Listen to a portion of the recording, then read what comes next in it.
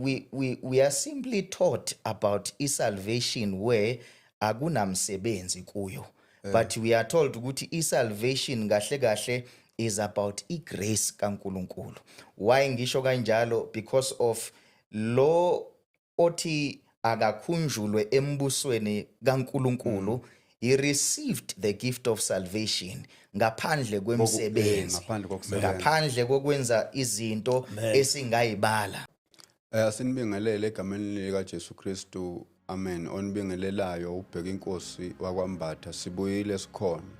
We are the new move of the Holy Spirit. Namhlanje ke siniphathela uchungechunge lapho sizobe sithinta khona into engokufa kukaJesu Esiphambanweni, into engezwe leSiphambano. iBhayibheli liveze ukuthi izwi leSiphambano lingamandla kaNkulunkulu kithi Esisindiswayo, kwababhubhayo lingubulo. Kithi ke Esisindiswayo lingamandla kaNkulunkulu. Sizobheka kabanzi udaba lwamazwi akhulunywa uJesu Esiphambanweni. Asizukuthemeleza kuphela, sizohlala nje phezukwawo, kodwa ke angihambi ngedwa, ngihamba namakhosi akhothama enkosini enguJesu Kristu. Nginibingelele egameni likaJesu Kristu bafundisi. Amen. Siyabingelela Shantu egameni likaJesu. Siyabonga ithuba lokuthi sizohlanganyela futhi. Amen. Yeah, ba. Siyabingelela Shantu, sibingelele nakubabukele ekhaya. Sibonga ithuba kakhulu enisipha lona egameni lenkosi uJesu. Amen. Ba. Siyabingelela baMbatha. Yeah. Sibingelela abaholi abanye nabalele emakhaya. Sibonga ithuba uNkulunkulu alivezayo ukuthi sizodla la etafuleni. Amen. Yebo, impela sizohlephula esinkweni. Asidlali njengoba sisondela kuleli tafula. Ngiyafisa ukuthi impela umuntu nomuntu ekhaya asondele, kuningi azokufunda. Kakhulu nje silokhu safika ekukholweni, sifika uthola ukuthi uma kuumkhosi wephasika kuyafika la khona kuphathekwa khona endabeni kuthiwa ke manje sekusohlelweni lamazwi ayisikhombisa. Kungena abangena befundisa abakufundisayo, kodwa namhlanje sizongena into details whereby sifundisa sicacisa kabanzi ngezinto ezithile ngalolu daba lwamazwi akhulunywa uJesu Esiphambanweni. Uma unothisa uzokhumbula ukuthi ke amazwi akhulunywa umuntu uma esesondele ngasekufeni, kuvamisile ukuthi nani emakhaya niwabambisise, ukuvamisile ukuthi amveze umuntu ukuthi uluhlobo lomuntu olunjani. Kuningi ke okukhulunywe ngokufa kukaJesu. Uthola ukuthi kokunye nje uma ungathi uyabhekisisa kahle yona indaba yokufa kukaJesu uPaul wayishumayela kakhulu, eyishumayela ebantwini abanye bengayithandisisi, abanye bamaGreki aseKorinte ngesizathu sokuthi bona babethanda kakhulu indaba ezithinta zimbandakanye into ekhuluma ngobuhlakani. Uma uthi uyabhekisisa nje, kodwa noma kunjalo uPaul waqhubeka wayishumayela into ngokufa kukaJesu. Ngokufa kwalomuntu usibona into eyahlukile ngokufa kwakhe, ukuthi ke ekufeni kwakhe yena wezela ukufa emhlabeni, kuumsebenzi wakhe ukuthi nje ufikile afe, then ma esefile kuumsebenzi wakhe lokho. Ma esefile uqedile ngokusebenza, sekudinga ukuthi abuyele emuva. Kanti thina sisebenza kuqala bese kuthi mase siqedile ukusebenza bese sidlulela kufa. Impela ikhona into ebalekile ngokufa kwale ndoda. Ibheke ekufeni le ndoda manje, then kunamazwi esiqala iwakhuluma, kodwa ke asingathemelezi la eqaleni uthi nje uma ubhekisisa kahle, abanye babe kade vele bethelwa uma ngabe bonile, kodwa kuthola ukuthi ke ecaleni likaJesu lele ababethu nalo lokuthi uzibiza ngenkosi yabaJuda. Uma kuvela ukuthi kazange asho lutho, kodwa waqala ukukhuluma eseqhamuka esethi ke baba bathethelele ngokuba abakwazi abakwenzayo, okumveza ke njengomuntu ohlukile ukuthi abanye babe kade bekhuluma bezincengela bekhala ngobuhlungu ababuzwayo, kodwa yena ukhuluma okuhlukile, into ethi baba bathethelele ngokuba abakwazi abakwenzayo. Mhlawumbe singabuka mfundisi Nyandeni sibukisise kabanzi ngodaba lokuthi ke yini le eyenza ukuthi uJesu uma eqala ukuphimisela amazwi avela aqale ngendaba yokuthi ke abantu mabathethelelwe. Sibukisise lokho mhlawumbe omunye engaveza ukuthi uJesu lokhu vele waye emenywe yizo izono ukuza kwakhe emhlabeni, yizizono ezazim-attracta. So uma esesiphambanweni kuvela into yokuthi mhlawumbe ungendlela esenyanya ngayo isono, mhlawumbe futhi nangendlela esazi ngaso into ayizelela wayesezibona. Ezinye zazi izono ziningi ziyavela, kuvela ukuthi ke nabamgwazayo babengazi ukuthi wenzeni kahle kahle into babe kwenza lokho ngoba kwakumsebenzi wabo ukuthi bawenze. Vele kade bawuqala ukuthi babulala abantu, sometimes kokunye babebulala abantu ababulale abanye, kodwa bona bewenza lokho kuumsebenzi wabo kungazathi ugunyaziwe, because bona abezukujeziswa bejeziselwe ukuthi ke babulalile ngoba babulale umuntu obulale omunye. Kuvela ukuthi nje kusho ukuthi mhlawumbe singasho ukuthi uyazibona uJesu izono manje, noma ukuqala ngalento lekuyiyona yona ayeyizele uma ngabe ethinta into yokuthi ke baba bathethelele ngokuba bakwazi abakwenzayo. Kanti uma singena kulokho ukuthi ngokuba bakwazi abakwenzayo, kuyavela ukuthi mhlawumbe kukhona izono othola ukuthi siyazazi uma sizenza, kube khona izono othola ukuthi mhlawumbe sizenza singazi ukuthi ke ayisesonile. Uthola ukuthi kokunye nje uyazikhulumela awunakile kanti se umonile omunye umuntu. Kunezono enjalo uthola ukuthi nazo uJesu kuvela ukuthi ke kushuthi mhlawumbe kubalekile ukuthi kungenwe kulezo zona ezinjalo nazo zithethelelwe kakhulu. Mhlawumbe singencikise umbuzo kulokho kuphela, mhlawumbe kungaba khona mfundisi othola ukuthi umonqolo ukuphathisile ukuthi ungasithintela khona, kodwa nje kakhulu sikulokhu ukuthi umthandazo kaJesu uma eqala ethi nje baba, kuyabonisa ukuthi ukhuluma nobaba la, akakhulumi nabantu abaningi nangalokhu kokuthi abantu abamenza ubuhlungu obungaka avele nje abacelele ukuthi ubaba makabathethelele. Kufana noStefano, uma ngabe uStefano bemkhanda ngamatshe, uma bemkhanda ngamatshe athi nje baba ngicela ukuthi ungababaleli izono zabo, bese nje wesula icala labo. Kodwa nje ngoba mina ngibona amazulu avulekile, mhlawumbe asivele singene baba Nyandeni. Cha mholi, angibonge nje ithuba lokuthi sibuke le ndaba yalelizwi lokuqala likaJesu. Yeah. Engingaqala mhlawumbe ngithanda ukuthi ngikunake noma sikubuke singayanga ku history ende eyandulela uJesu esesiphambanweni nizwi lokuqala. uJesu la uqala nje usesiphambanweni. Qhamile lokho. Okwesibili phezulu kwekhanda lakhe kunombhalo la othi lo uyinkosi yabaJuda. Lo mbhalo ubhalwa indoda engumbusi. Lithi iBhayibheli bayiquestion, abayazama ukuthi bayicorrect, abanye bathi why ungabhali ukuthi uthi uyinkosi yabaJuda. Ithi le ndoda hayi ngikubhalile ke sengikubhalile. Kodwa nje ngifuna ukuhlala kulokho ukuthi uJesu esiphambanweni ekhanda lakhe kunombhalo othi uyinkosi yabaJuda. Ngicabanga ukuthi sinabalela ekhaya ekumele sikuqonde noma singakhumbuzana khona ukuthi esiphambanweni bekungayi umuntu eyo celebrate. Bekungayi umuntu owenze kahle. Bekuyi umuntu owonile and kuyumuntu olahlwe icala thizeni.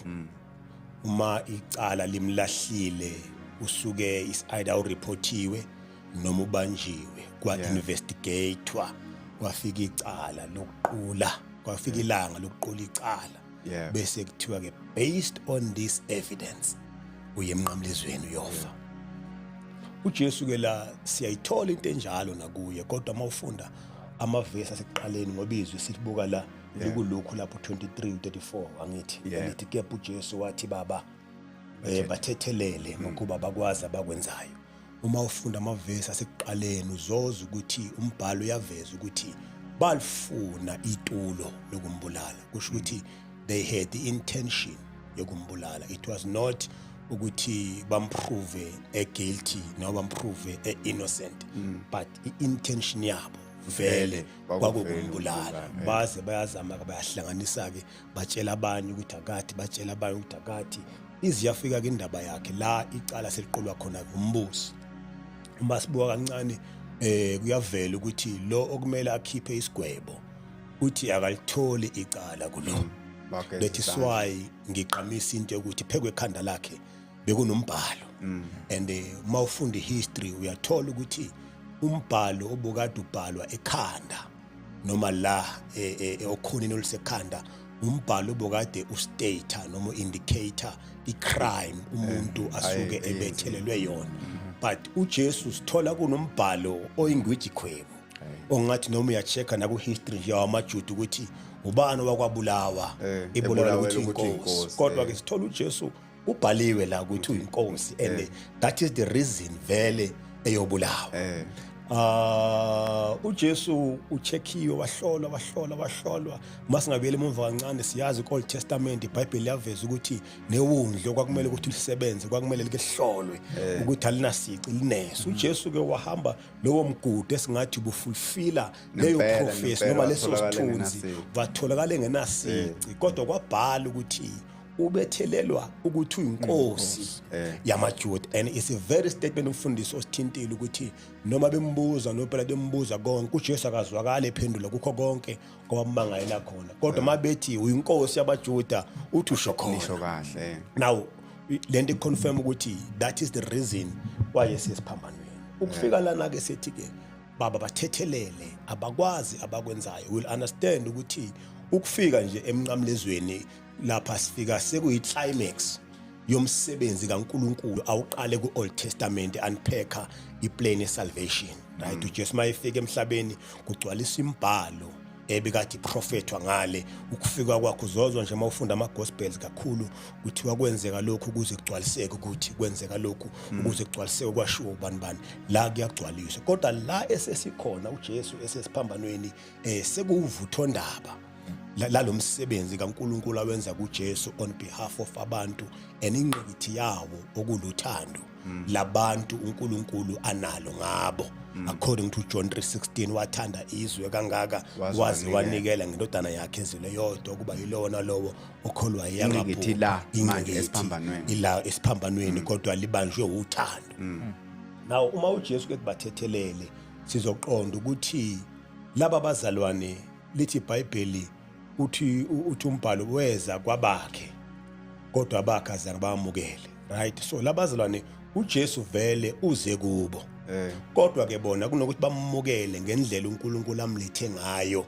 bebemlindele ngendlela yabo so uma ke esesiphambanweni lapha uhanjiswa ukuthi bayaphika lento uNkulunkulu amlethele yona fobona leThisiwayo bahambe baze ke bayombethela uma befika ke esiphambanweni uJesu uqhubeka entweni ayizela ukuthi ulethe uthando likaNkuluNkulu kubantu ukuthi ke nakuba ke bembethela kodwa kuba ngathi bakwenza lokhu bakwenza in ignorance noma bakwenza beshaya indiva because uma ngabe kuvela indaba ethi bakwenza in ignorance is not something abangayazi as in there is no information abanikezwe yona so ignorance ivela like thini ke bamlindela uMesiya bayazi kodwa manje abavumi ukuthi lo abafani nomuntu ongazi total now ke uJesu ke ngokwazi iplan yakhe nobaba nokuyingqikithi yokuza kwakhe kulaba bantu ke uma bembethela vele indaba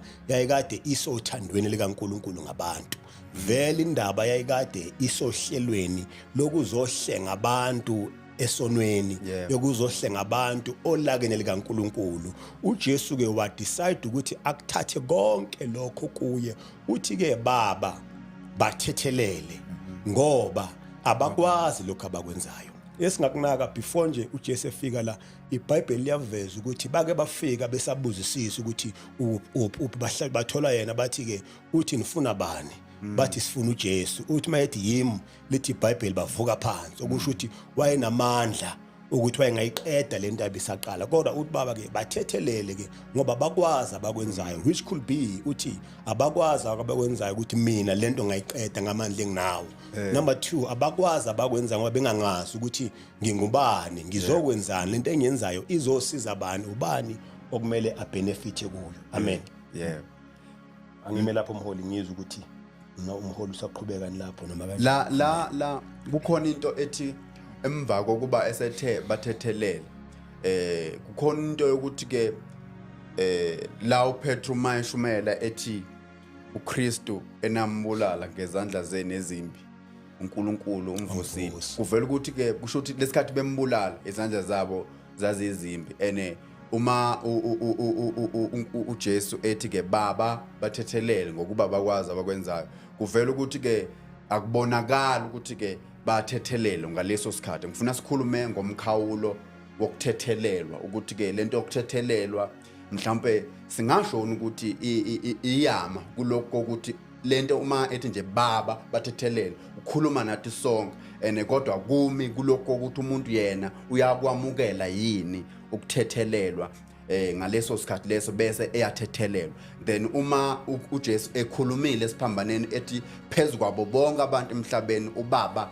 makabathethelele then kodwa bese kuba yilokho ukuthi yena umuntu uyavumana ukuthethelelwa siyawubona umkhawulo ngoba kuvela ukuthi ke baze babuza kuPetru ukuthi madoda bazalwane sizakwenza njani kuvela ukuthi ke wathi uPetru baphenduka ngaleso sikhathi okuyilapho kuvela ukuthi kwase kuyima bethethelelwa rather than ngalesa sikhathi uJesu akhuluma ngaso esiphambanweni kukhona yini mhlambe umholi angakubeka then sikwazi ukudlula. Amen kunjalo.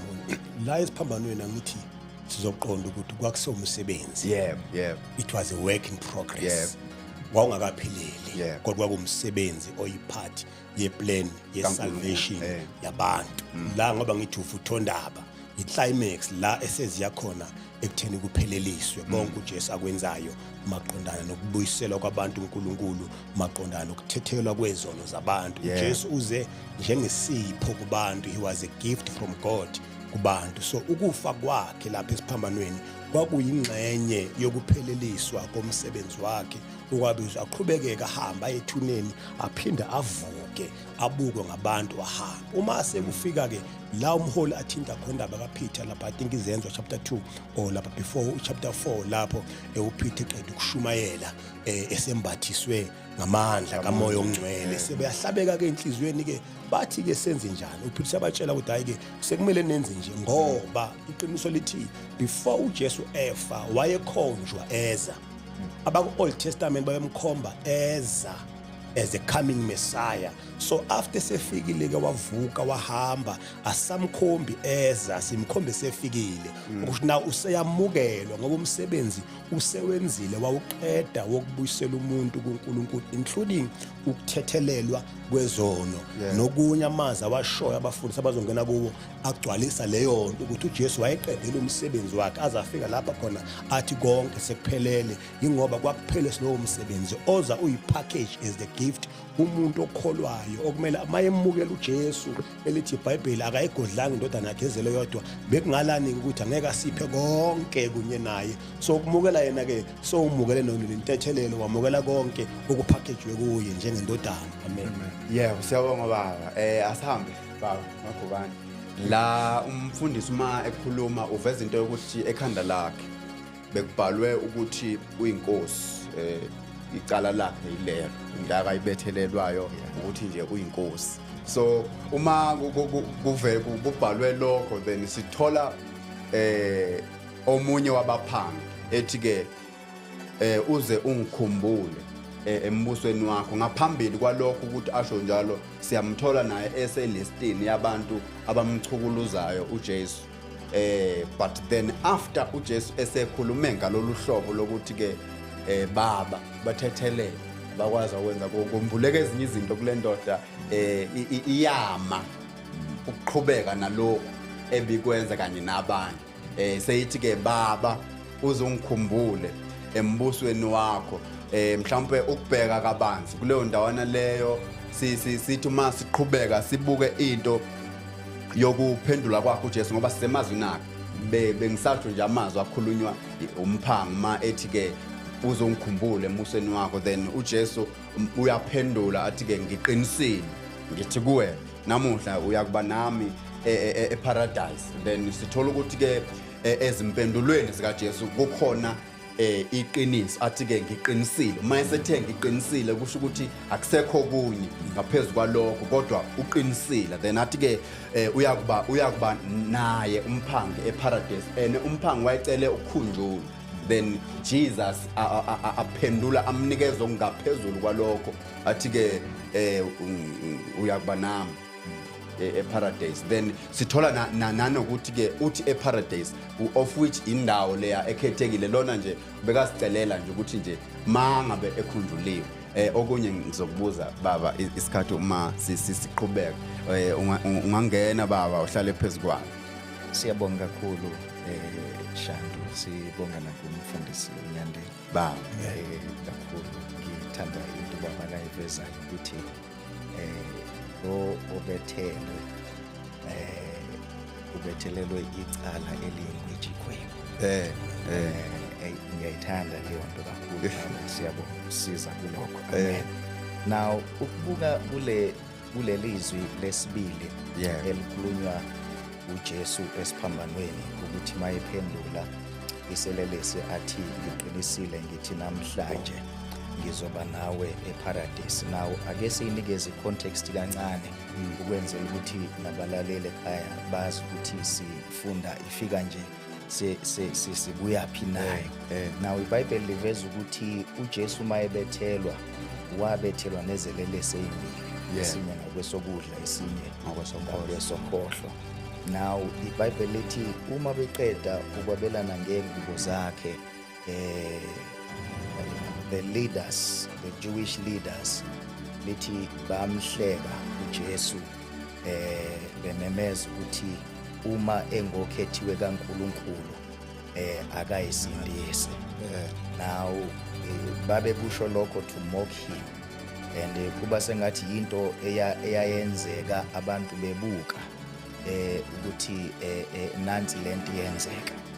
Now uma ufunda iBhayibheli uyathola ukuthi naleli sosha elinye lifika kuleyo party because I think libonile kushiwo laba convinced. But now ngifuna ukuthi sibuke kancane ukuthi uma liphendula leselelesi siphendula sithi uma unguKristu, if you are Christ, zisindise bese uyasindisa nathi. Now leso statement uyasiza ukuthi akusisi statement esi-right because uma ingelosi ikhuluma noJoseph iBhayibheli lithi ingelosi yathi uyakuzala umntwana umuphi igama lokuthi nguJesu bese lithi uye oyakusindisa abantu ezonweni zabo. Now not yena ukuthi uzoyisindisa yena no yena kadinga ukusindiswa but uzele ukuzosindisa abantu ezonweni zabo. And uma kwenzeka lokho iBhayibheli lithi lesi sinyiselele saphendula sathi awu ndoda kwangathi wena umsaba uNkulunkulu boku ukuthi lo muntu akenza ngasono but thina senze isono. And njengoba sila it simply means ukuthi thina we have a punishment. Kusifanele ukuthi sibe kule ndawo. Ngamanye amazwi we are paying a cost or we are paying a debt towards into esiyenzile wrong. Sithi leselelesi kuJesu Nkosi uzungikhumbule embusweni wakho. Now interestingly uJesu uthi namhlanje ngiqinisile uthi namhlanje. Ngithanda into evezayo ukuthi uJesu wakuveza ukuthi uqinisile.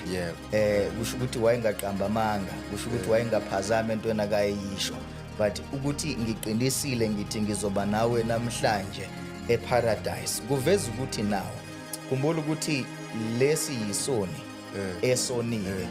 Now asithola ukuthi isoni esenzini but siyazi ukuthi njengoba sisesiphambelweni kunento esiyenzile and nangokusho kwaso siyaveza ukuthi no kungifanele ukuthi mina ngiyife because of what I did.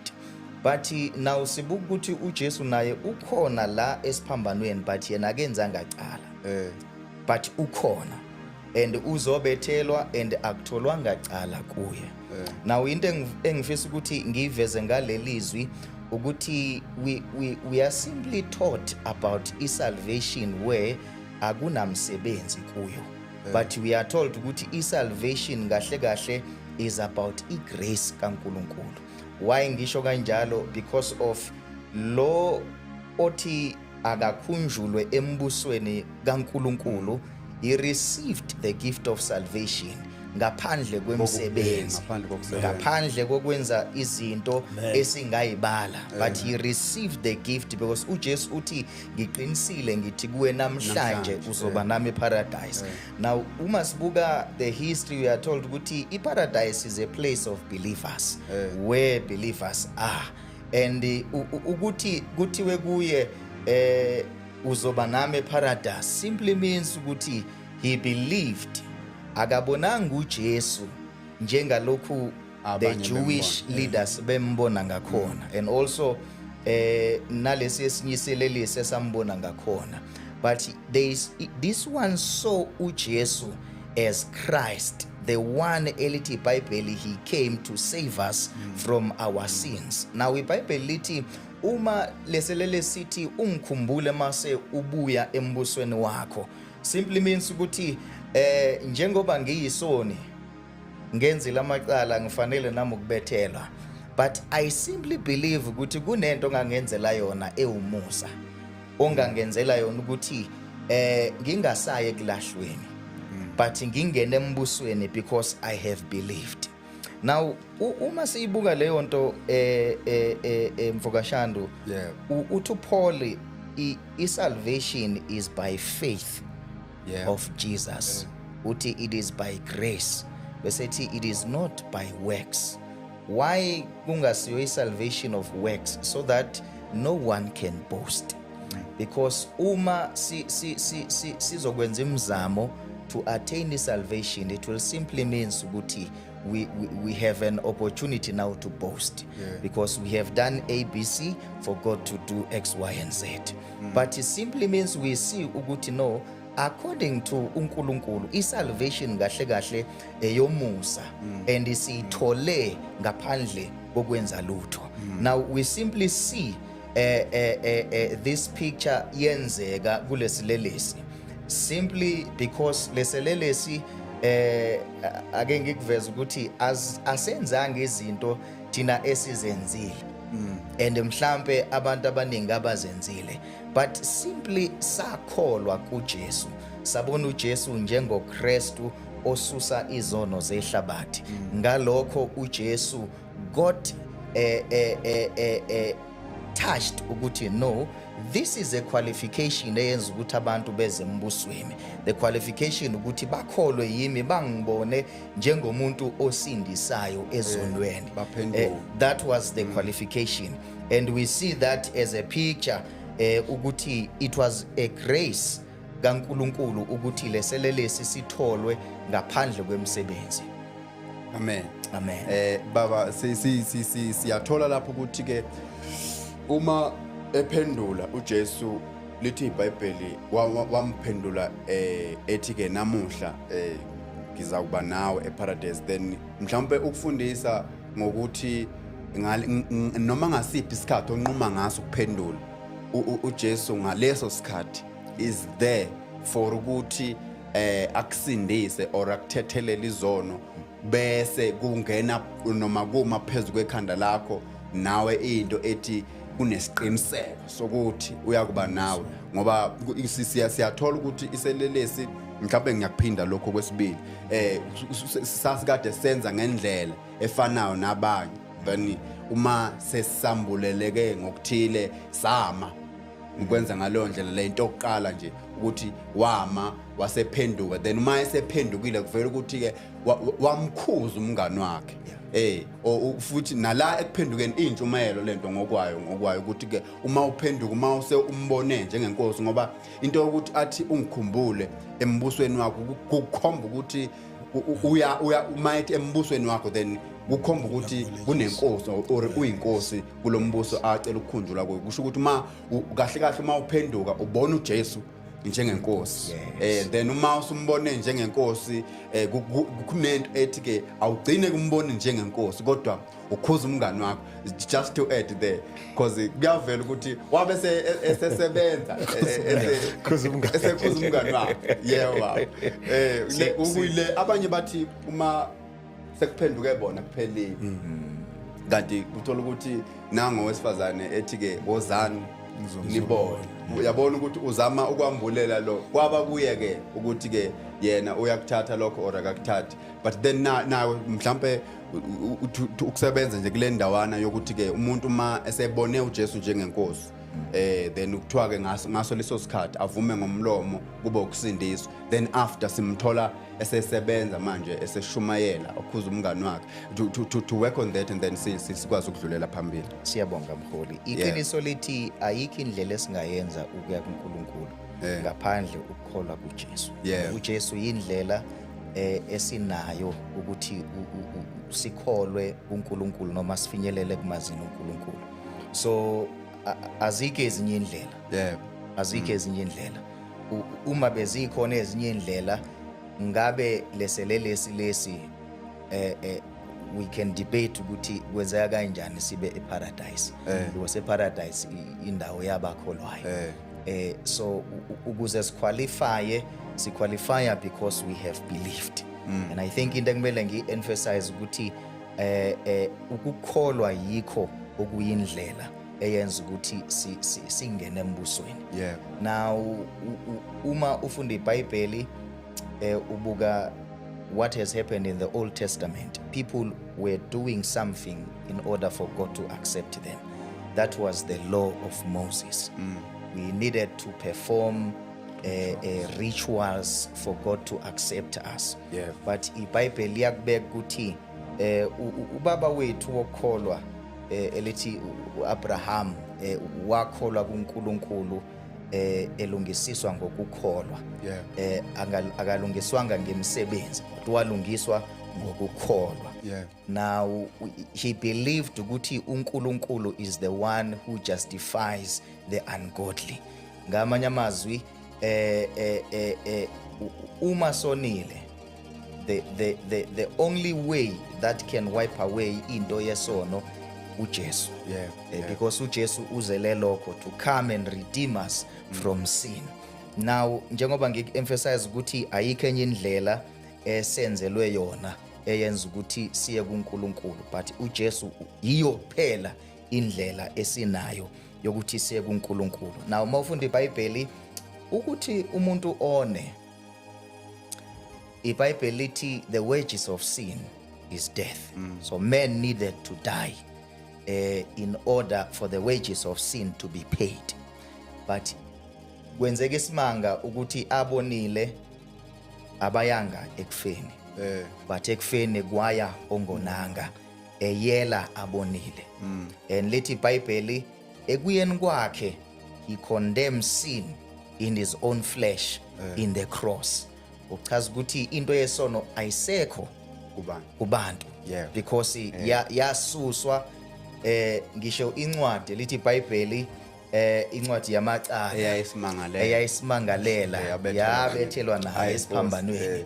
Uchaza ukuthi asakwazi kuma sishumayele ngento yesono but we can stand and focus entweni yani yegrace kaNkulunkulu or yento yokuveza uJesu okuuye onamandla okususa izono.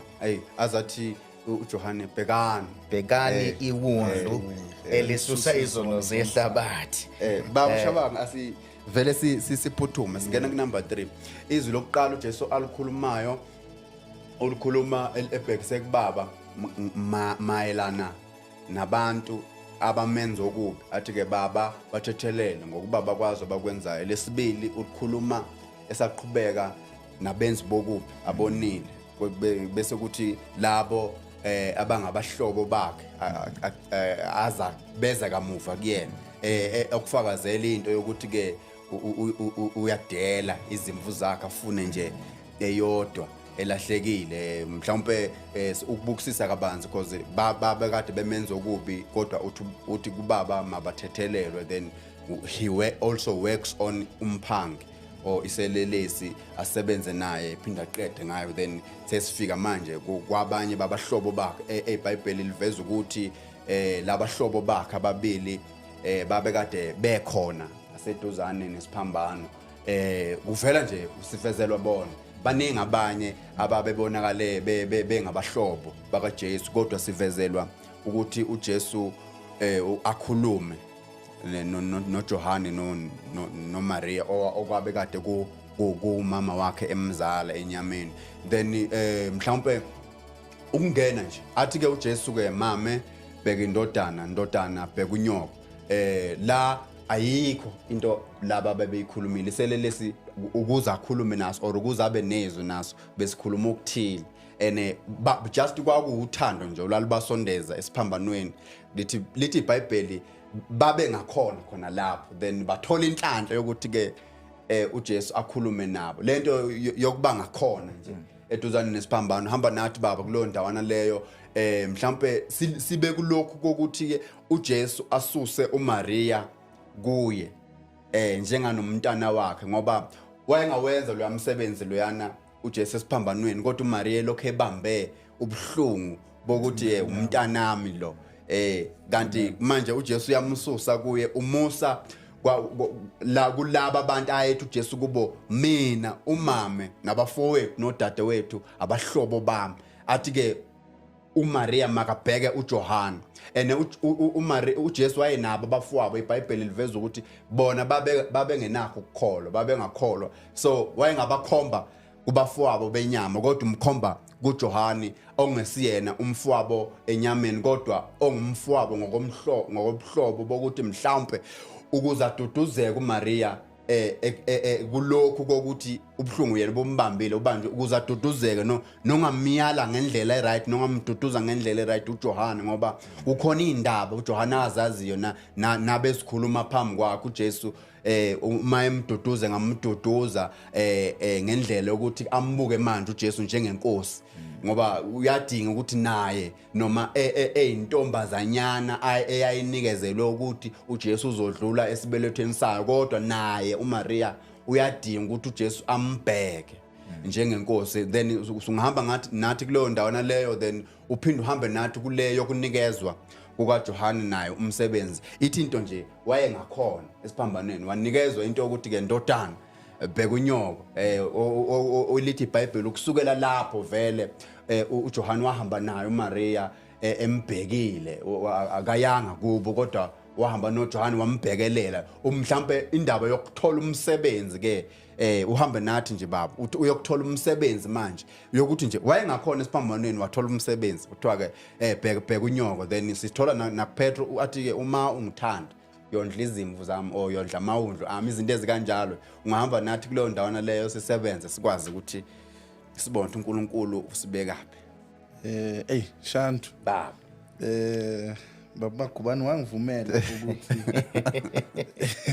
ngisale ngidlula la ngoba siqedile. Shantu seqedile. Uqedelile? Hayi uqedile mholi. Laxolisa mfundisi wami. Bathi ngifilo kodwa ukuthi umholi ugcwele mholi. Ngiyabonga kakhulu ukuthi usuqedile. Mhlawumbe nje mina sengingakwenza ukugcizelela kulokho okushilo. Ngithande kakhulu lapha ubaba Magubane mayeveza into yalabantu abathatha abasesiphambanweni, because la sikhuluma uJesu esesiphambanweni. uIsaya emveza uJesu umveza lapha kuIsaya 53 umveza eyindoda yenhlungu. Ngamanye amazwi wayeshaywe beyond recognition. So kulobo buhlungu ayebuzwa uJesu laphana wayeka ubuhlungu lobo wanaka umama nomngani wakhe. Yep. Okusho ukuthi kukhona into ekhona la ukuthi engathi umuntu ngingathi ngisebuhlungwini kodwa nginaka abantu aba so labo bamzwela ubuhlungu naye kanti ubazwela ubuhlungu. So inceke uma iveza ngapha iveza ukuthi lapha esiphambanweni kunabantu abathathu abashona ababesekufeni. One is dying for sin, one is dying from sin, one is dying into sin. Okusho ukuthi sine choice with grace kaNkulunkulu we have a choice ukuthi do we die from sin or are we dying into sin, because kunomuntu ofile for the sin. You know, so noma ngabe kukhona umuntu ofile kodwa uma singakhethi singafa sifele into sin, singafa sifele away from sin because senze i-choice. So ke laba benza i-choice yokuyoba sesiphambanweni njengobusho ukuthi babe seduze nesiphambano. So abanye abafundi abavezwa la, abanye abafundi bakaJesu mhlawumbe kuyavela lapha abanye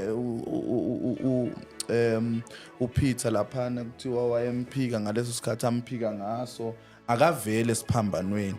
So uJesu la mawungathi uyacheka ngazi noma ungakwazi ukungifundela lona leli verse lapho kuwe ulifunde lonke from verse 26, because la kimi leli Bible lami linamandla liyisilungu. So ngifuna ukuthi sibambe lapha ngesizulu ukuthi uma ekhuluma la uJesu ekhuluma noMary, lithi Bible mayembona unina liveza ukuthi ke ngalesikhathi embona wambone unina, kodwa mayisekhuluma naye akasasho ukuthi mama. Leli lesizulu lithi what, lesilungu lithi what, dear woman. So akasabona uma wakhe kodwa ubona owesifazana. And akaqali la uJesu kwenza lento. Uma ubuka la kuJohn chapter 2 lithi Bible ngalesikhathi besemshadweni ekhana ethu Mary akenze iwine, kwavela uJesu wathi ungene ngani kokwapha, but asicheck ukuthi umbiza ngani mayekhuluma lapho, umbiza ngaze same word ayisebenzisa la ukuthi woman ungene ngani kokwami. So akamboni njengomama makumele asebenze umsebenzi kaNkulunkulu, umbona njengomuntu wesifazana. So ke lapha yana he declares ukuthi I am now moving from being your son, I am now your savior. That's why ngizokwazi ukutransfera ubusonship bami even to you, the son, or my friend, ukuthi manje usuzoba neson who is my friend, and my friend will be umntana wakho, because angikwazi ukufa ngiseyingane yakho. So ke mangingake ngife ngiseyingane yakho sizoba nenkinga ukuthi kwasawena you won't be saved, ngoba kuzoba sengazi ukuthi leli verse lithi ngokuba uNkulunkulu walithanda kangaka izwe waze wanikela ngendodana yakhe, kuzoba sengazi ukuthi umncedisile uMary ngoba naye unikelile ngendodana yakhe. So ke uJesu uJesu proves ukuthi wena Mary awungizalanga mina. Yabona we going back to leli verse la Isaiah 9 verse 6 elithi for unto us a son was given, and a child was born. So uJesu la uveza ukuthi, and mawufunda uIsaiah uveza ukuthi ke he will be the everlasting father. So ke lapha esiphambanweni akakwazi ukufa engasiwa ubaba. So he has to give up his right yokuba indodana and take a right and ownership of being the father, ukuze mayefa ezovuka as the everlasting father. So akakwazi ukuthi afe esese undodana. That's why ezothi ke kuJohn ethi mama ebheka indodana bheka umama. Leyo nto leyo ichaza ukuthini? Uma ubheka ihistory yamaJuda kuthiwa uma ubaba engasekho indodana endala ekufanele ukuthi inakekele umama. Yes. So uveze into yokuthi wayenabo abanye abafowabo kodwa akakhethanga bona. Yes. And leyo nto leyo siyibona kuphi ukuthi lo wamkhetha njengobhuti wakhe. Siyibona lapha kuthiwa kwafika abantu bezonokha befuna uJesu eshumayela ngaphakathi. Bathi uma wakho nabafowenu bakufuna ngaphandle. Wabuza ukuthi abafowethu ibaphi? Abafowethu la besenza nabo intando kaNkulunkulu. So kuchaza ukuthi lo olapha ya umfowabo ngoba ukhona entandweni kaNkulunkulu. And if you check uJohn impilo kaJohn after that uJohn I think abanye babapostoli abafa egcineni ngoba kusho ukuthi wayazi uJesu ukuthi umuntu ozonakekela uma wami umuntu ozophila entandweni kaNkulunkulu kuze kube uJohn onikezwe isambulo lapha the last book kwiBhayibheli esibhalelwa uJohn okusho ukuthi usewenzile umsebenzi of serving the mother. Yes. So uJesu uthi angikwazi ukufa uMary esewuma wami because he will open yabo mayingafa uJesu la engakanikezi this sonship thing uzovula lento esikhona o eyaba khona ukuthi uMary kuthiwa akakhonzwe naye ngoba naye ubonakala engcwele kanti futhi lento kaMary bekufanele ilungiswe ukuthi makufika ingelosi kuMary ayishonga ukuthi wena ongcwele but yathi wena ofumene umusa. Into yobu virgin kaMary sizwe ngaye asizwanga ngengilosi sizwe sekufakaza yena ukuthi mina nje angiyazi indoda kodwa ingelosi ayifika ngayathi wena ongazi indoda yathi wena ofumene umusa. Ngamanye amazwi ngaleso sikhathi babe khona abanye abangayazi indoda kodwa kwakhetha uMary ngenxa yomusa not because uMary wayengcwele wayeUMary ocwebileyo cha it's because wayefumene umusa. So ke nalapha esiphambano kwenziwa leyo nto ukuthi umusa wawutholayo was to carry the child not to carry the father. The God. Yes. So ke njengobaba I'm transferring now ngizofa as your father. uMary uyabona uMary esezulwini uyalwazi udaba lokuthi laba bakhonza yena bethi ungcwele kusekudukeni lapho because naye uMary wayesesiphambanweni and wayikhonza inkosi yakhe even ekuvukeni kwayo uMary wayikhonza as inkosi. Yes. Uma befika ethuneni babuza ukuthi iphi inkosi yami kuleyo wayehleli phekweje ingelosi ehle uyabona izinto ezikanjani nibekephi kuthiwa ke nimfunelani baba ngazi noma wanele or sidlule wa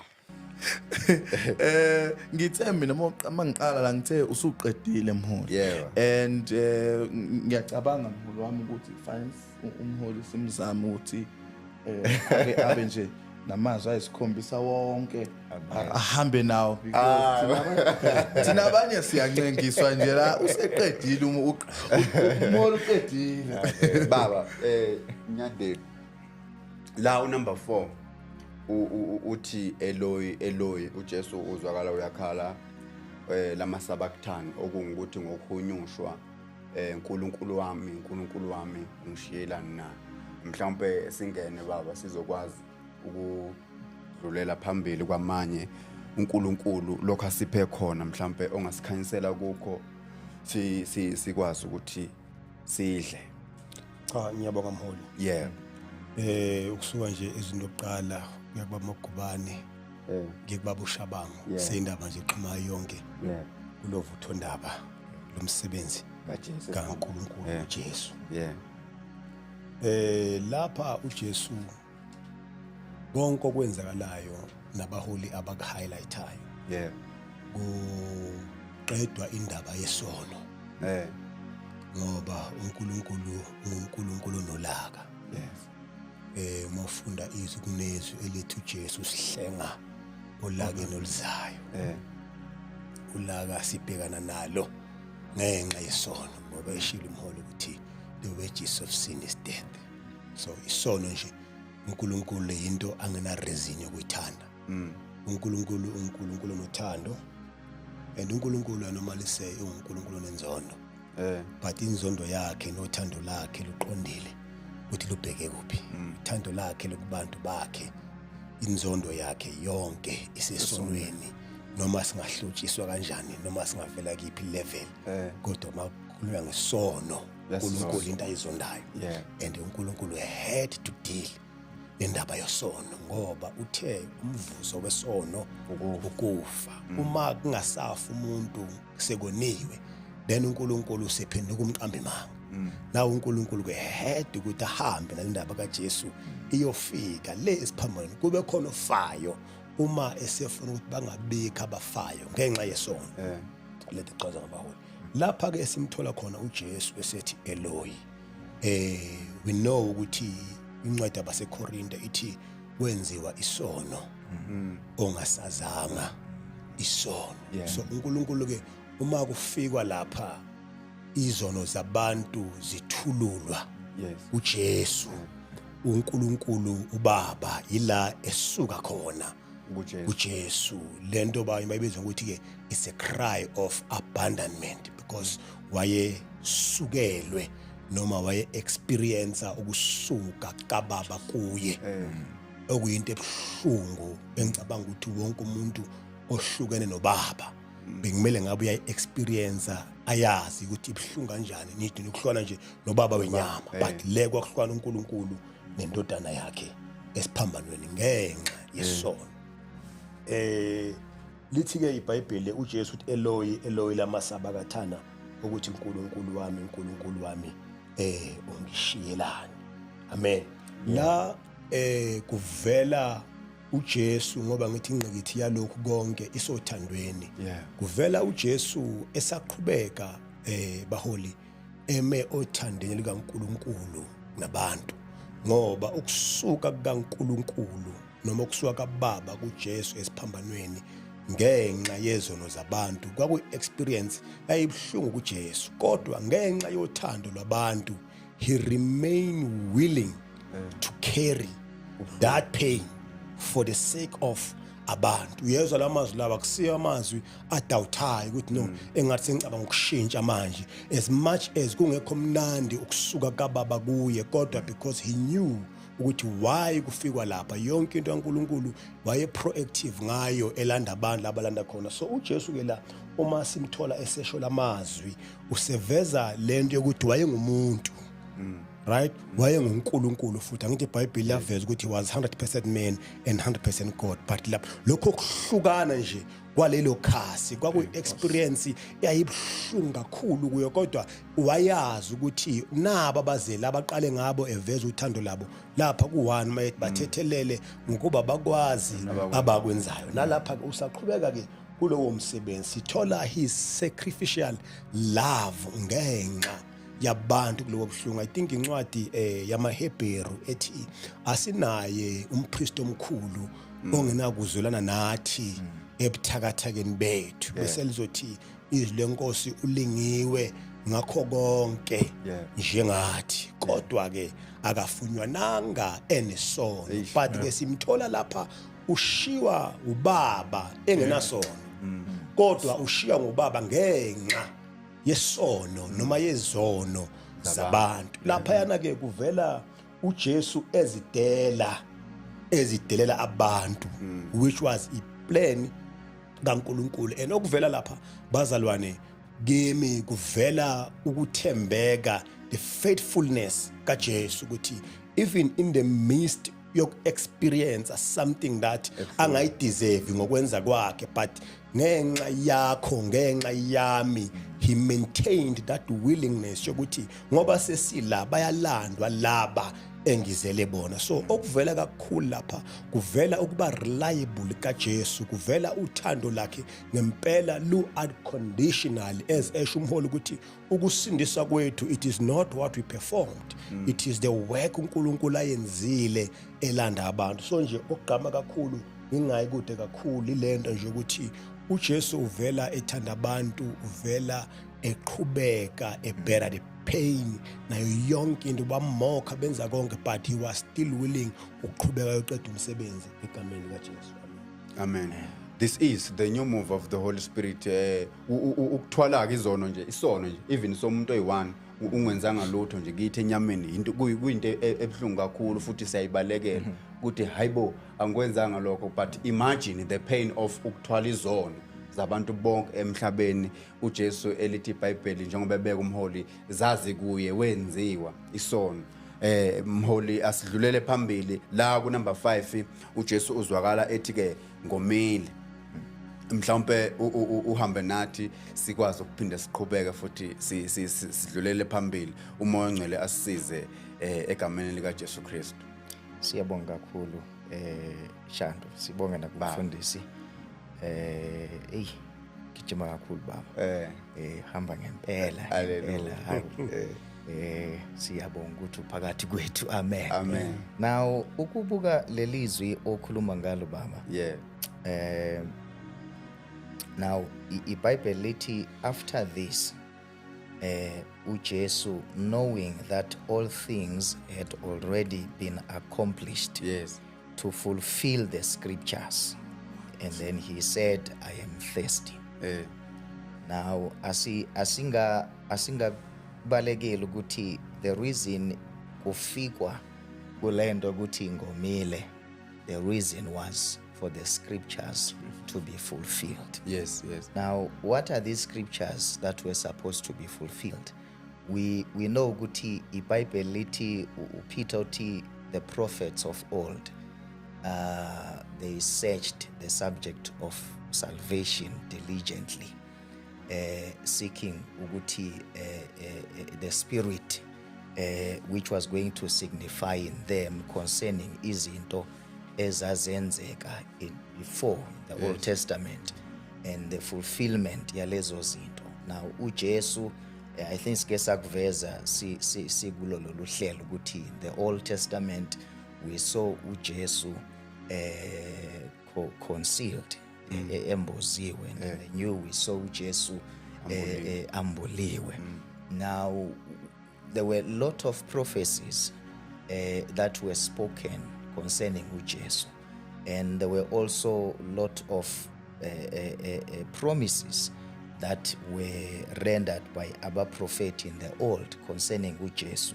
Now I think ubaba uyakuveza ukuthi uma ezinye izinto bengeke zenzeke sayibona uNkulunkulu bezophenduka abe umqambi manga. But we don't want to paint uNkulunkulu wethu ngalelo gama to say he can be a God of lie. No, akakwazi, because what he has said stands. And what he has said kuyiqiniso that is eternal. So uJesu needed to experience all these things lezi akazi experiencile esiphambanweni. Ushaywa, ukuthukwa, kuhlambalazwa, because these are prophecies that were rendered by the prophets of the old. And uJesu esesiphambanweni ethi ngomile, think uDavid in Psalm 69 uthi they gave me vinegar for my thirst. Uchaza ukuthi lento uJesu ayenzeka kuye ethi ngomile was a fulfillment of that prophecy. Was the fulfillment of that prophecy. iBhayibheli lithi ngesikhathi kufikwe eGolgotha, they gave him a mixture of iwayini nenyongo for him ukuthi aphuze. And iBhayibheli lithi after he tasted lithi akakufunanga lokho, because the reason was going to ukuthi enze adrankeke so that he doesn't feel the pain, and also so that he is out of his mind. We should angabi kwi-conscious yezinto ezenzakalayo. But he needed to be in the conscious. He needed to fully experience the pain, because that was part of the fulfillment of the scriptures.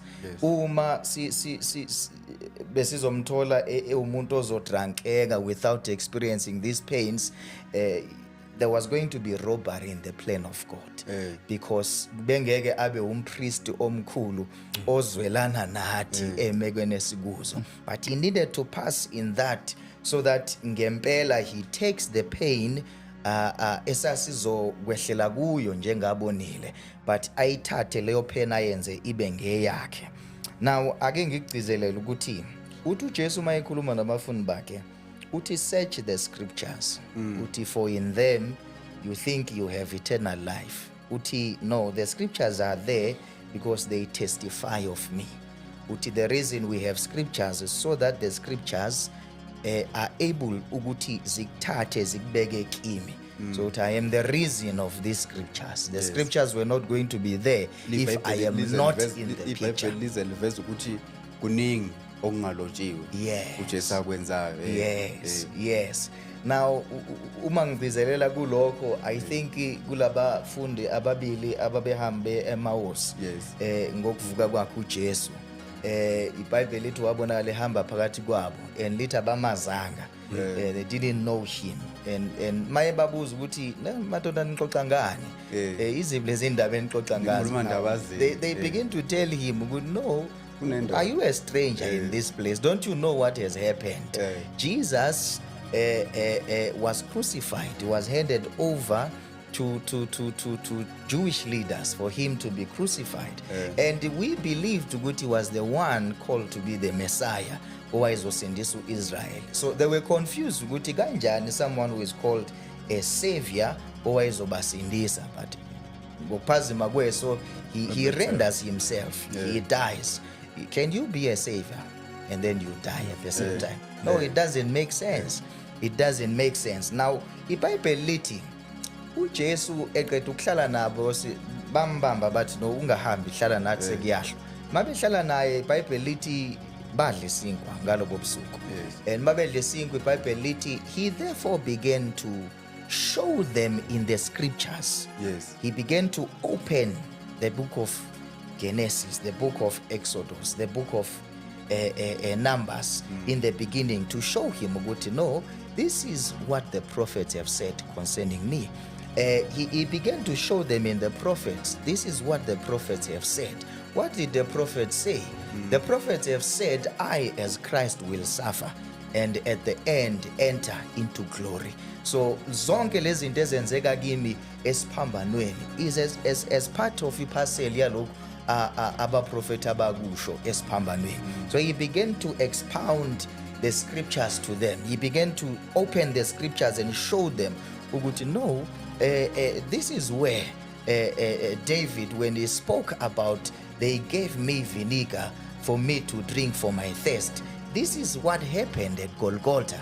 This was for the fulfillment of the scriptures. So I think ukuveza baholi ukuthi everything we see happening in the scriptures was because of Jesus. Was because of Jesus. He is the center of the scriptures. So the scriptures were about him and for him. Search them, because if you know them, you will know that the scriptures testify of me. I think ilokho engakuveza kuleli izwi lokuthi before sifike entweni yokuthi uJesu uthi ngomile, started by mentioning ukuthi no, the prophecies were meant to be fulfilled. All that the prophets have said bekumele kwenzeke lokho. And I think ama-scholars maye ebuka leli gama lokuthi ngomile, they say ukuthi by that time ethi ngomile, he was looking at the sinners. I am thirsty for those who are sinners. Because in that crowd were people who were opposing him, who didn't see Jesus as the Savior. They saw Jesus as a criminal. They saw him as someone who did a mistake. When he said ngomile, wayelambele imphefumulo yabo. Because uJesu he came to do a perfect work. I think umsebenzi akawenza was very perfect. Now it is a matter of choice. Njengokusho kamfundisi uShabang ukuthi what will distinguish ukuthi do we accept or not accept? But he came for all of us. Izone zakhishwa emajele zakhululwa. I think uBarnabas owakhululwa kwakumele akhululwe because Jesus came for him. Yes, he needed to die for him. So akakumelanga kube khona abantu abasala ngapha eceleni kuthiwe laba no asibonanga entweni kahle kaJesu. No, uJesu wezela bonke abantu. Mayithi ngomile wayomelela imphefumulo eyayiye kulahlweni, and wayezama ukuveza ukuthi ngiyicebo likaNkulunkulu. Abantu mabebuka mina bayakubuka ukusindiswa. This is the new move of the Holy Spirit. Ekhaya ungakhohlwa to like, comment and share and subscribe on our YouTube channel. Baba Shabang, la kuthiwa ke esewamukela uvinika njengoba umholi esho esewamukela uvinika wabe esethi ke uphelile okungukuthi abanye mabehumusha ukuthi ufezile singena lapho sidlulela phambili bahamba nathi. Amen. Ngibeka iBhayibheli eceleni nje ngoba sekuphelile. Kuphelile ngempela. Ubaba Magubane uze naye kufanele nje avela asalethi it is finished because uyiqedile. Ngithanda into eshoba kunyandeni mfundisi uthi uJesu wenziwe isono. Yes. Kwathululwa uyibeke kanje ukuthi kwathululwa izono phezu kwakhe. Leyo nto confirms, that's why ethi umholi yonke into was fulfillment of the scriptures. Leyo nto confirms and answers the question ebingavela evela ngomuntu uma ebuza ngoba uthi Isaiah ngambona eshayiwe uNkulunkulu. So umbuzo uthi umshaya kanjani uye, uyabona? So it confirms and answers the question ukuthi ngasikhathi eshawa kwakungashaywa yena kodwa kwakushaywa isono sethu. So ke ngoba kuthiwa it is finished manje, ngoba kuthiwa it is finished, uJesu uma ungachecka historically uzobona ukuthi uyofika esiphambanweni bekufanele ngabe kade wafa. Because ukushawa kwakhe nokuphuma kwakhe igazi bekufanele ngabe uphelele lapha kuyi-whipping post, kodwa wadlula lapho, and isizathu esenza ukuthi adlule lapho kwakusacollectwa lezi zona ekuthiwa zathululwa. And bese uJohn njengokuba ukusho uJesu esho kuJohn ukuthi njoba uMose wayiphakamisa inyoka ehlane kanjalo nendodana yomuntu imele ukuphakanyiswa. And lapha ehlane uma sichecka before kuphakanyiswa kuthiwa kwacollectwa amagolide ukuze kwenziwe inyoka yenziwe ngamagolide. So lapha njengoba kuzophakamisa uJesu kucollectwa izono ukuze ziphendulwe zenziwe. That's why ethi umholi mayeveza leli verse lithi ongasazange isono wenziwa isono. Akushiya ukuthi wenziwa waba nesono, but he was shaped into the shape of a sin ngoba nalama golide enziwa i shape of a snake. So ngasikhathi eseshapiwe ke into the shape of isin kusho ukuthi selifezekile icebo likaNkulunkulu maqondana nesono. That's why ezothi ke it is finished ngoba wayengeke afe uJesu isono singafikanga kuye, because phela the main reason yokuzofa kwakuwukuthi uzofa maqondana nesono. So kwakuqoqa isono lama abortion esiwabona namhlanje aqoqwa nawo. Lezi zona ezibona igebengu zenza ubugebengu namhlanje nazo lezo zono zayiqoqwa ngaleso sikhathi ukuthi aziyona mathela lapha yana kuye. Manje lapha ku-Old Testament kuthiwa kwakufanele ukuthi umuntu olunywa inyoka abheke leya nyoka.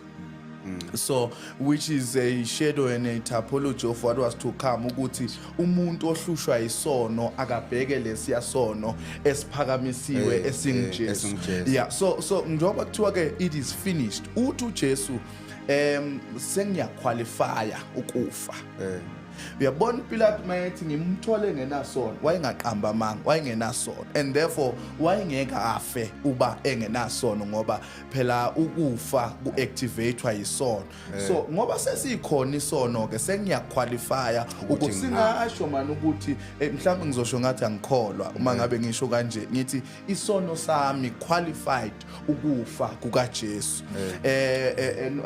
He was not gonna die if ngangenaso isono mina. So isono sami qualified ukufa. That's why ezothi ke it is finished maqondana nesono sekufeziwe.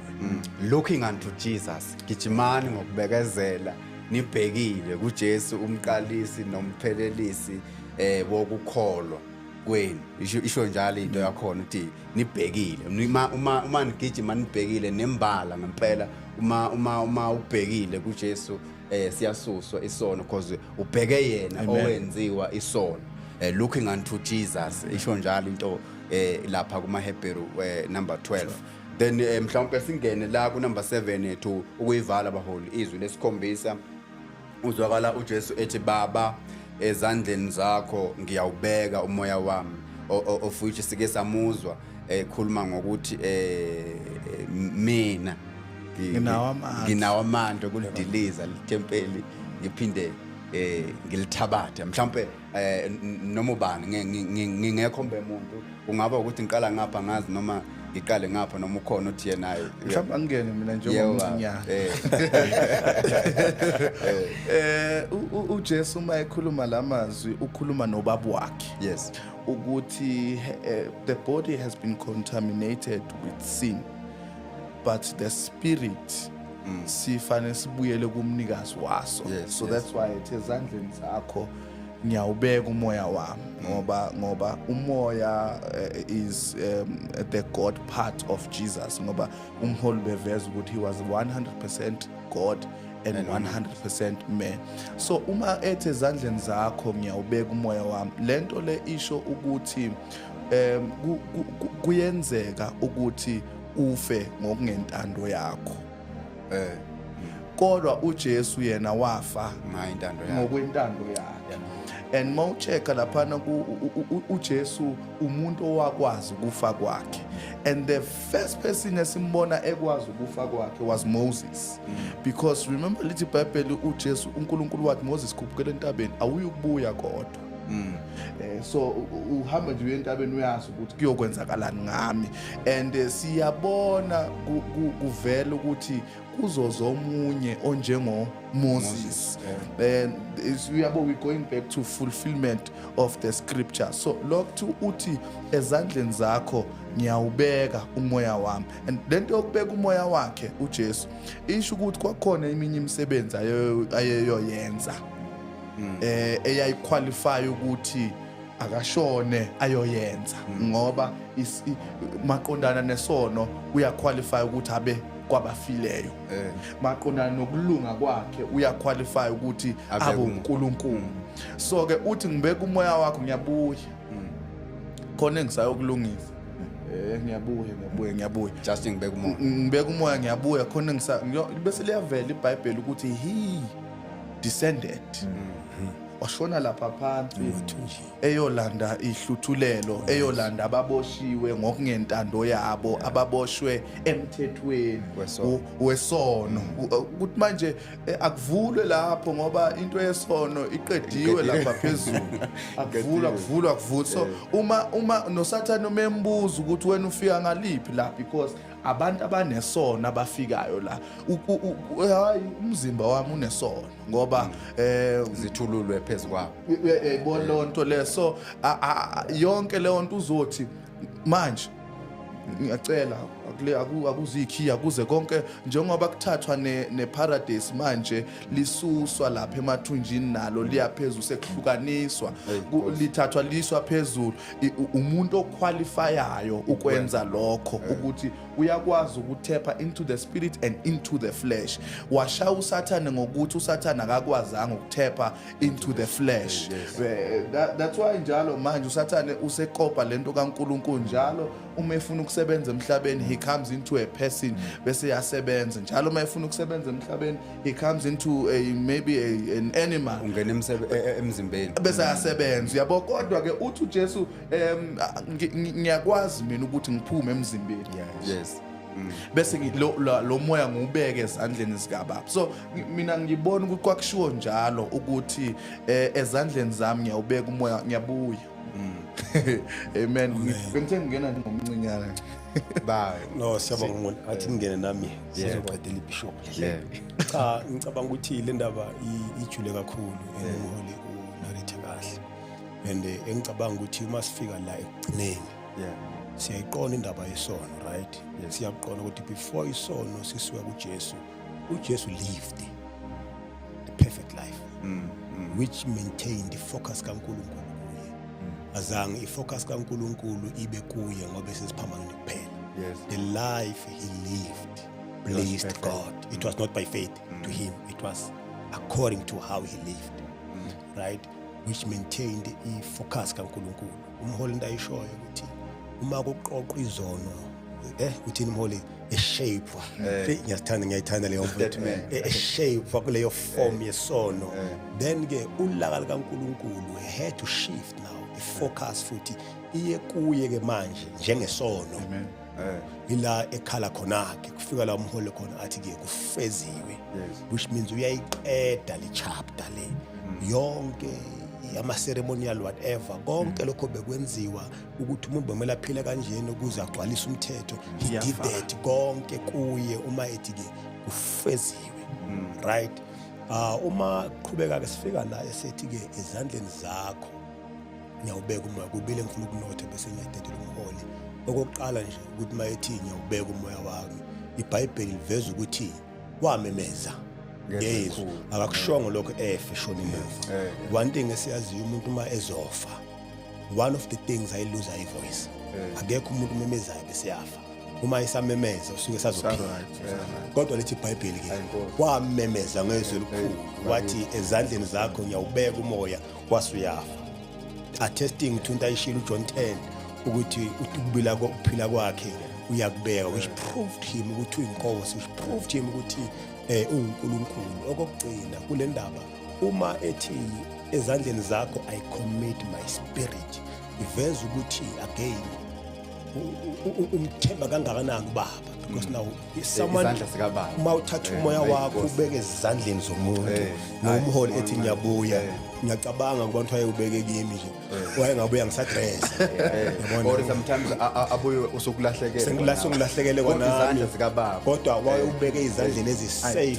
ukuthi uNkulunkulu is in control ngisaya emathunjini omhlaba ngiyolanda ihluthulelo usafe kuBaba isisi into ejule kakhulu leyo engicabanga ukuthi nabayele ekhaya nathi singayibamba ukuthi uma nje sibeka into zethu kuBaba ezandleni zikaBaba safe kuBaba uJesu phela wayesibonelo ukuthi akwenzile amthembayo namreferensayo yilo nathi kumele silandele enyathelweni zakhe uma ethatha umoya wakhe nje ubeka kuBaba ethi ngiyawubeka umoya wami usitshela okukhulu ngoBaba lo yena futhi othe uma sithandaza nathi asibothandaza kanje sithi baba wethu loyo baba akhuluma ngaye ungubaba kithi lokho umthemba akuthemba kuye nathi futhi exactly njengoba emthembile ubaba wokuthemba amen Nkosi ma umfundisi ethinta into ukuthi ubeke ezandleni zikaBaba ngikhumbula abafundisi ukuthi nami mina ngingomunye wabasindiswa izandla okuningi ngithole ngemuva ngoba kimi kwathiwa ke isandla sakhe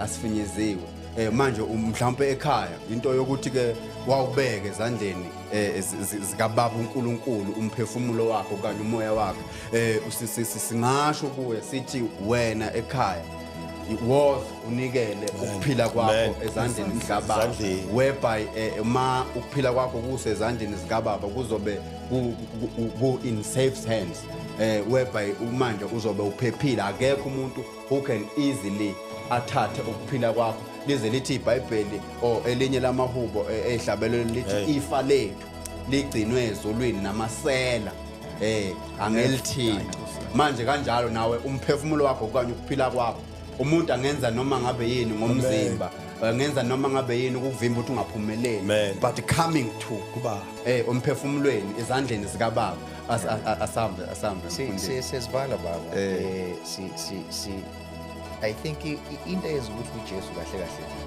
kahle agcine ela ekhona yes leSiphambano masingabuka in the Old Testament we see uNkulunkulu ebizwa ngoNkulunkulu never saw him as a father uJesu that came and distinguish ukuthi ubaba is our father and ngesikhathi esashumayela uJesu evusa abafile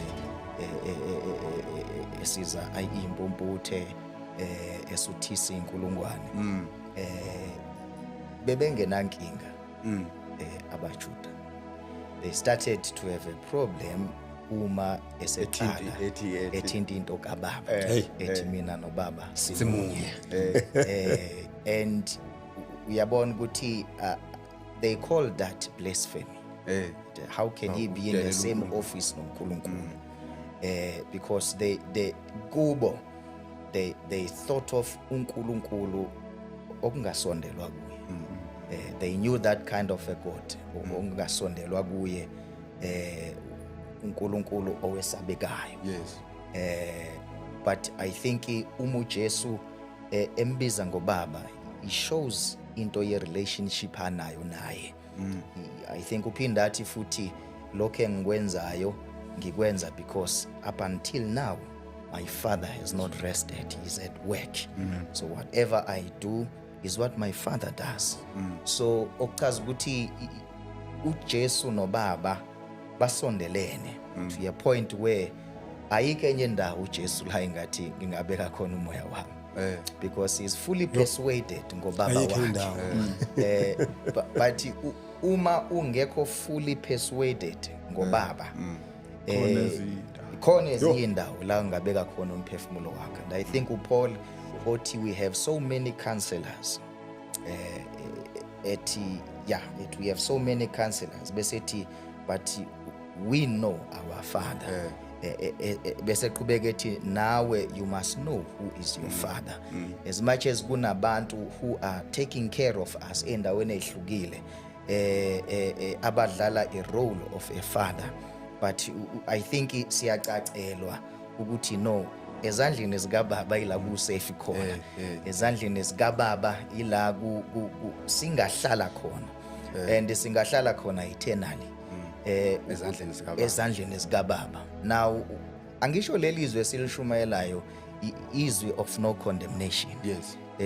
uJesu othi no one can pluck you out of my father's hands. Okuchaza ukuthi ngempela lezi zandla ngisho ngakuthiwa ngisho ngakuthiwa sekwenzakalani, that is a safe place to be. Otherwise uyabona into engenza ukuthi siye kulahlweni mhlawumbe ukuvezela ababukela ekhaya is not to believe in Jesus. Iyona nto leyo yokwenza ukuthi singamazi ubaba. But ezinye izinto mistakes that we do, because kuyenzeka abantu benza ama mistake, kuyenzeka abantu babe nama weaknesses, kuyenzeka abantu bayithole benza izinto abazenzayo. However, God has made a way for us ukuthi singasuki entendeni yesandla sakhe, and that is Jesus. When we are in Jesus, we are fully in the Father's work, because Jesus and God are one. IZwi leSiphambano sikulo namhlanje LingaMandla kaNkulunkulu. Mhlawumbe you should have noticed that one. Lapho ekhaya ukuthi ke ngoba sithinta sidingida into yokufa kukalomuntu okuhluke kakhulu ukufa kukaJesu, njengoba bengishilo kuhluke kakhulu, sithinta into whereby you need to accept and acknowledge ukuthi this is amandla kaNkulunkulu. Sithinta indaba yamazwi esikhombisa ukuthi emholi ingqikithi yomsebenzi nothando lukaNkulunkulu ayenalo abantu, indaba yomsebenzi wasesiphambanweni, amandla lawa kaNkulunkulu. Mhlawumbe baba shawa ngisithi uqedela isikhathi sibizela abantu esandleni sikaNkulunkulu ukuthi ke bakwazi ukubona ukuthi kubalekile ukuthi ke their life they need to be in hands of God. Mhlawumbe nje ngingasho kanje, kungaba yibhadi futhi kungaba yibhadi la ngempela ukuthi kukhulunywe indaba ezinje ezicacisa icebo likaNkulunkulu ngoJesu nangomuntu. Bese kuba nomuntu who does not tap into lokukholwa ekufanele ukuthi angene kukhona, because uJesu ke ikingdom kaJesu inje ayizi ngeforce, but is by choice. Ngakho uNkulunkulu into asinikeza yona siyabantu efana nanayo was the power yewill, ukuthi ungenza noma yini oyifunayo ngesikhathi osifunayo. Inkinga leyo nto umele wenze sure ukuthi akusiye kukhipha embusweni. Yabo lapha kuAdam kuthiwa wathi ungadla noma yini kodwa ungadli kulesi sihlahla. So ngamanye amazwi akazange asivalele isihlahla, but wamnikeza iwill yokuthi ungadla kodwa mina ngithi ungadli. So namanje sinikiwe iwill yokuthi singaphila impilo yethu the way sithanda ngakhona, singakholwa kodwa uNkulunkulu uthi asikholwe ukuze singaye ekubhubheni. Ukhona omunye bekhuluma istory la uthi uma ngabe kuukuthi mina engisindisiwe nawe ongasindisiwe sine argument, uthi uma ke singathiwa siyahamba ngale siyafa, bese sifike sithola ukuthi into yami yokusindiswa akusilona iqiniso, into yakho yokungasindiswa yilo iqiniso. Uthi mina angizukwenzeka lutho, angiluzanga lutho, akukho engasho ukuthi mhlawumbe kuyiphutha. Nawe uzobu right ngoba awenzanga mhlawumbe kunezinto ongayithibanga kuzona ngenxa yensindiso. Uthi kodwa badilibi makungathiwa siyangale ngaphesheya sithola ukuthi ngempela akungenwa uma ungasindisiwe. Uthi wena uzobe usuluze eternal, mina ngizobe ngiluze lobumnandi engibuluze manje, kodwa ngale ngizobe ngiphila kwi-eternity. Uthi ke ake sibone ukuthi ukuphi ukuluza sikufuna ukukuluza. Do you want to lose eternity or do you want to lose imanje? And ikhona lento yokuthi abanye bathi ayikho lento yabo makungenzeka ukuthi ikhona umukelo sekhaya sekuxoxeka ngabe bese kuyenzeka ukuthi ngokungakholwa kwakho ufike ngale uyithola ukuthi ikhona. Lithi iBhayibheli, we are preaching so that men are without excuse, ukuthi mina ifikanga kimi into bengekwazi ukuzilandulela. So isishunyeliwe lento uyabona le ndaba idlule kuwe, bese lithi ke iBhayibheli uNkulunkulu wethu othanda ukuthi bonke abantu, hayi ukuthi abathizeno nabanokuthiza, uthi othanda ukuthi bonke abantu. Lento ukuthi ngithanda ukuthi bonke abantu basindiswa kusho ukuthi bonke bazosindiswa, kusho ukuthi laba bazokhetha ukusindiswa bazosindiswa. Yabo kunezinto esizibona manje zenzeka, but ngaleya kunezinto ekufanele simele ukuthi uJesu samkhetha. But uma ungamkhethanga ngapha uJesu akakhetheki ngaleya, and ngaleya uvele seyijudge and not eyinkosi lesiyikhetha manje, you know. So emakhaya ungabi sebhadini lokuthi wayizwa yandlula indaba, kodwa wangamamukela lo Jesu ngoba uzwe abangani bakho bekhulu noma uzwe kuthiwa ekhaya, you know. Uthi uJesu kuyofika isikhathi la ivangeli liyohlukaniswa ubaba nendodana, la ngamanye amazwi ucacisa indaba ethi masifike ezulwini siyoyimela nomunye uyoma ngokwakhe nomuntu. That's why lithi iBhayibheli ayikho insindiso ngomunye, ngoba isono sikababa siyobalela kubaba, isono sami siyobalelwa kimi. Uma ngabe isono sami mbambanga uJesu ngisaphila, then sibalelwa kimi. That's why ke ezothi uJesu uthi uNkulunkulu ngokuba walithanda kangaka izwe wanikela ngendodana yakhe. Uyabona ukuthi uthando likaNkulunkulu ukuthi wonke umuntu asindiswe, kodwa unfortunately iwill that determines ukuthi ngaleya uyoma kanjani. Bekani uthando olungaka uNkulunkulu asinikeze lona lokuba sithiwe singabantwana bakaNkulunkulu, futhi siyebo izwe alisazi lokhu lingamazanga yena. Sazi into yokuthi ke uma ebonakaliswa siyawufana naye, kuthiwa ke bonke abanethemba lokuthi uma ebonakaliswa bayawufana naye labo bayasihlambulula. Sihamba lapho nje namhlanje ukuthi ke ake ubheke uthando uNkulunkulu akuthande ngalo esiphambanweni, ake ubheke uthando uNkulunkulu akuthande ngalo ngalezi indaba ezinhle, ake ubheke uthando uNkulunkulu akuthande ngalo ngevangeli. Mhlawumbe ke uma singakhuluma into yothando bayazi abanye ukuthi ke uya approachayo noza nothando bese kuba sekuvumeni ukuthi ingivumile intombi yakwaSibani ngoba bengiza nothando. nawe kanjalo siyakunxusa siyakucela on behalf of our God ukuthi ke ake ubheke uthando uNkulunkulu akuthande ngalo ukhethe uchoose ukuthi nawe unikele ukuphila kwakho ezandleni zikaNkulunkulu uJesu lo anikele ezandleni zakhe umoya wakhe lithi iBhayibheli isandla sikaNkulunkulu Yesu uNkulunkulu akhipha ngaso abantwana bakwaIsrayeli zaze zathi zanusi la kunomunwe kaJehova ubheka uthando uNkulunkulu akuthande ngalo you subscribe on our YouTube channel you follow us on Facebook and also on our TikTok channel until we meet again.